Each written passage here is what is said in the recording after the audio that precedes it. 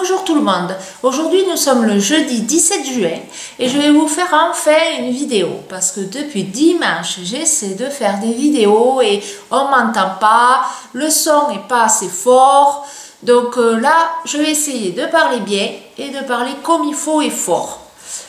Donc oui, parce que dimanche, lundi, mardi, mercredi, j'ai pas arrêté de faire des vidéos et ça n'allait pas. Donc aujourd'hui, voilà, je vais vous parler de mes traitements que j'ai eu depuis que j'ai été diagnostiquée en sclérose en plaques depuis 2006. Donc j'ai commencé avec la Copaxone, donc c'était des autopiqûres. Je vais vous montrer parce que j'ai tous les petits sacs, enfin de 2 au moins. Donc la Copaxone, non, c'était de l'autopiqûre avec un stylo comme ça.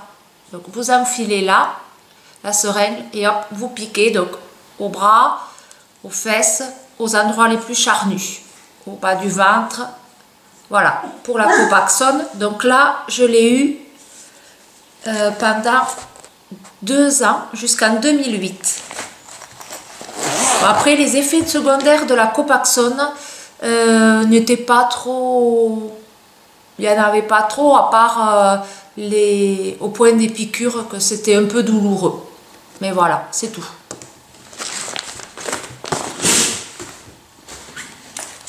Alors maintenant je vais vous parler du bêta-féron que j'ai eu de 2008 à 2009, donc celui-là je ne l'ai pas eu longtemps parce qu'il n'a pas marché sur moi.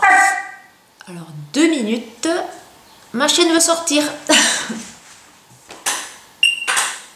Donc oui, j'étais sous bêta-féron de 2008 à 2009 et je ne l'ai pas eu longtemps, je l'ai eu 1 an parce qu'il n'a pas marché sur moi. Donc voilà, après les effets secondaires du bêta-féron, c'était aux premières injections, c'était toutes les semaines, je pense, 1 fois par semaine, et de la fièvre, des maux de tête, voilà, aux premières injections. Après, ça passait, mais bon, je vous dis, c'est en 2008-2009, donc ça remonte à un petit moment. Donc là, c'était pareil, des autopiqûres avec un stylo. Donc là, c'est le Beta-Inject Light. Donc voilà, donc vous enfilez là, hop là, vous enfilez là, hop, et vous piquez. Pareil, vous appuyez là, hop, hop, aux endroits les plus charnus. Donc après, de 2009 à 2012, j'ai eu le Tysabri. Donc le Tysabri, c'est celui qui a le plus marché, le mieux. Les effets secondaires, il n'y en avait pas trop. Et c'est surtout quand j'arrivais à la dose, parce que c'était des perfusions qu'on fait à l'hôpital, c'est une matinée, 3 heures je crois à peu près. Et avec un petit manque quand la perfusion arrivait, quoi. Un petit manque de la dose, quoi. Donc voilà, après ça c'était à l'hôpital et je l'ai eu, oui, parce qu'en 2010 j'ai dû arrêter le traitement pour essayer de tomber enceinte. Donc là j'ai été sous Copaxone, on l'a remis parce qu'à l'époque le Tysabri, on n'avait pas assez de recul pour essayer de tomber enceinte avec. Donc j'ai fait 1 an à peu près de Copaxone et avec des poussées, puisque Copaxone ne marchait pas trop sur moi. Donc au bout d'1 an, donc j'ai eu des problèmes, enfin j'ovulais pas, tout ça. Donc le gynéco m'a mis une pilule avec les horaires, tout ça, mais ça n'a rien à voir avec la maladie, ça, enfin, on n'a pas trop cherché non plus. Ce qu'on voulait, c'était un bébé, et voilà, c'est tout. Qu'il soit en bonne santé et que tout le monde aille bien. Donc, en janvier 2011, j'ai eu une poussée. Donc là, le neurologue me dit, faut tout arrêter. et reprendre le traitement pendant 6 mois. Mais voilà, plus essayer de faire de bébé, tout ça. Et finalement, le lendemain, le professeur qui me suivait à Bordeaux vient me voir et il me dit ben, vous êtes enceinte. Donc le fœtus avait 15 jours. Donc on a mis un tout petit peu de cortisone pour me soulager. Et après j'ai rechuté, j'ai refait une poussée au 5-6e mois de grossesse. Donc là on a fait les 5 grammes, le fœtus était assez grand, alors je me suis inquiétée bien sûr, donc on a fait une écho, tout allait bien pour le bébé, moi j'ai commencé à avoir, je me suis fait des contractions, mais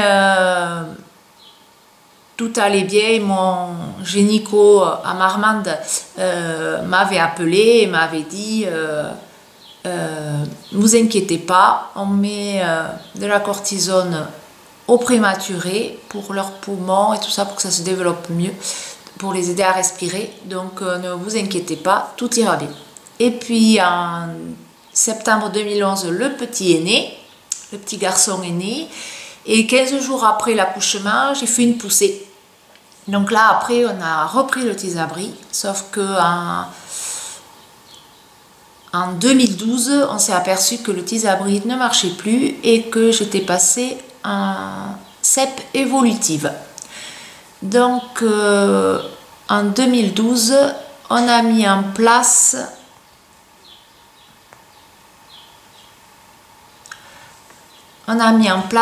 le Gilenya. Donc c'est une pilule, je crois qu'on la prenait tous les jours. Donc moi je l'ai pris 1 an et même pas 6 mois, je crois que je l'ai pris, un truc comme ça. Et bon, j'ai perdu en 6 mois 10 kilos, mais bon, ça c'était pas le fait de l'arrêt. L'arrêt du Gilenya c'est fait parce que j'ai fait 2 poussées en même pas 1 an. Donc à partir de là, ils ont décidé de l'arrêter et on est passé au rituximab ou Maptera. Voilà, c'est ça. On est passé au rituximab ou Maptera. Donc lui, je ne l'ai pas eu non plus très longtemps. C'était pareil à l'hôpital, sous perfusion. Et après, je suis vite passée sous l'Amtrada. Donc là, l'Amtrada, c'était 1 semaine hospitalisée. Donc les premiers symptômes, ça a été, j'ai eu comme un cœur de sportive. Donc 42 pulsations, pas mal. Mais à la fin, c'était beaucoup moins joyeux. J'ai fait un urticaire géant. Donc au lieu de rentrer le vendredi, de rentrer le lundi, de sortir le vendredi, et bien je suis rentrée le lundi, je suis ressortie le lundi d'après. Et parce qu'en fait, je devais aller le vendredi soir au premier spectacle de fin d'année de mon fils. Et bien je ne suis pas allée parce que le matin, j'avais cette urticaire et le problème c'est que après, en cas d'œdème de Quick, je ne sais pas trop comment on dit, je suis restée quand même sous surveillance à l'hôpital. Et après, bon, comme du coup j'ai eu ce gros effet secondaire, on a attendu un peu et après je suis passée sous Zandoxan. Voilà, sous Zandoxan. Ouais, le Lemtrada c'était en 2015. Le Lemtrada c'était en 2015 et l'Adoxan c'était de 2017 à fin 2020. Donc l'Andoxan c'est des perfusions à l'hôpital. Donc la première année j'ai fait tous les mois une perfusion d'Andoxan. Donc ça prenait une journée à peu près à l'hôpital à Bordeaux. après, parce que je l'ai eu pendant 3 ans, donc la première année tous les mois. La deuxième année, j'ai eu un mois l'endoxan, un mois la cortisone, entre autres. Et déjà, la deuxième année, j'ai commencé, l'endoxan me donnait des nausées, des vomissements. J'étais pas bien du tout quand on faisait l'endoxan. Et la troisième année, je faisais sur 2 mois, enfin 1 gramme sur 2 mois, enfin 1 gramme par mois de cortisone et après endoxan. Donc cortisone, cortisone, endoxan, les 2 autres mois cortisone, le troisième endoxan. Et là, ben, je commençais à ne plus supporter la cortisone et je vomissais aussi. Donc là, ils m'ont mis pour pas vomir, sous Zofren pour la cortisone et l'endoxan. J'avais déjà le Zofren et attendez, je vais voir, je vais regarder. Donc oui, à partir de la deuxième année, j'ai eu des nausées sous endoxan, donc on m'a mis le Zofren et l'Emend. Et pendant 2 ans du coup, puisqu'on me mettait le Zofren aussi pour la cortisone, et on continuait avec l'endoxan, et on rajoutait l'Emend. Donc voilà, jusqu'en décembre 2020, et en 2021, je suis passée sous ocrelizumab. Donc j'ai fait les 2 premières perfusions à l'hôpital à Bordeaux, donc 15 jours d'intervalle. Et après c'est tous les 6 mois. Et là maintenant je l'ai fait à l'hôpital à Agen-Erac, à Agen. Et c'est tous les 6 mois. Donc là j'ai la prochaine, je devais l'avoir le 24 juillet. Et finalement, ça sera le 19 juillet. Et je me suis renseignée aussi. Alors attendez, là pour les autres, il n'y a pas trop. Là pour l'Ocrevus, j'ai pas eu trop d'effets secondaires.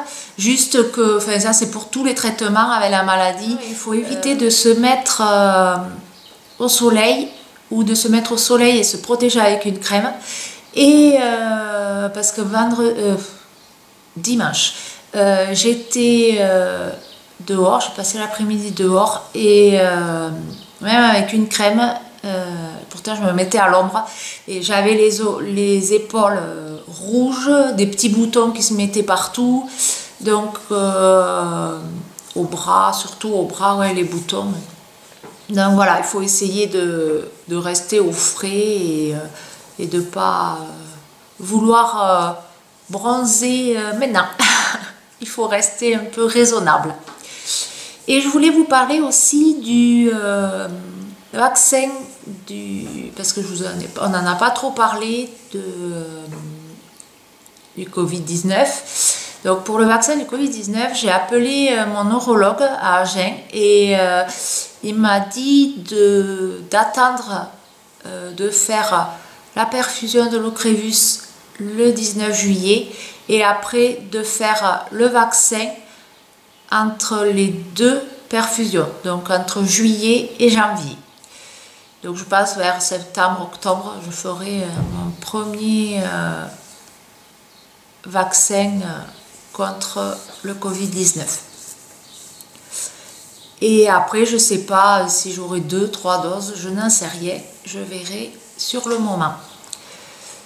Donc voilà, bon, ben, j'espère que cette vidéo vous aura plu et que j'aurai répondu à vos questions, que j'ai été assez joyeuse, voilà. Malgré la pluie, en ce jeudi 17 juin, malgré la pluie, je vous souhaite une très bonne journée et à très vite. Au revoir.